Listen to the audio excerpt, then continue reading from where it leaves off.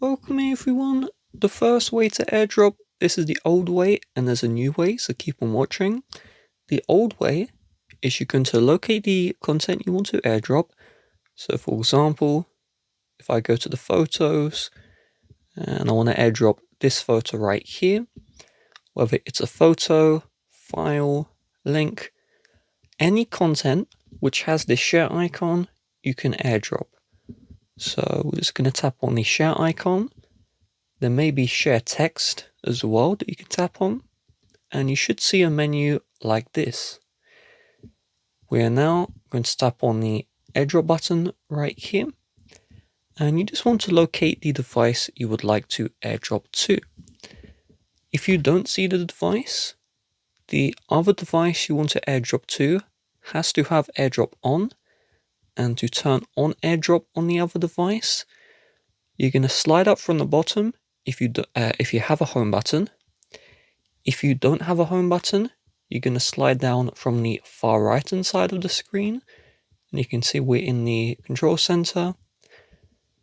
You are then going to long press where you see the Wi-Fi and Bluetooth.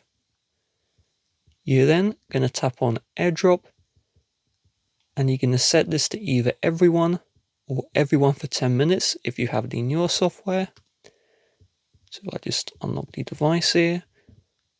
I'm going to tap on the device in the AirDrop, and then I'm going to accept, and now the AirDrop has been sent. Now there was a newer way I was talking about, and you need to have both devices running iOS version 17 or newer.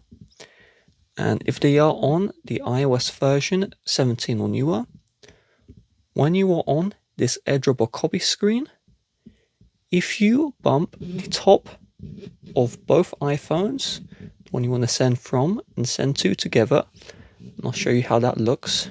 So I'm going to bump both iPhones together. You can see there's a fancy animation, and then the AirDrop request has been sent. So if I accept it, we're going to see that the photo has been sent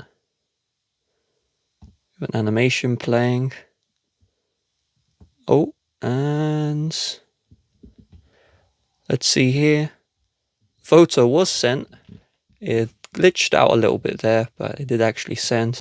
If the bump wasn't working on the device you were trying to AirDrop from, you will need to restart this device. So you would turn it off, and then turn it back on, and then try again.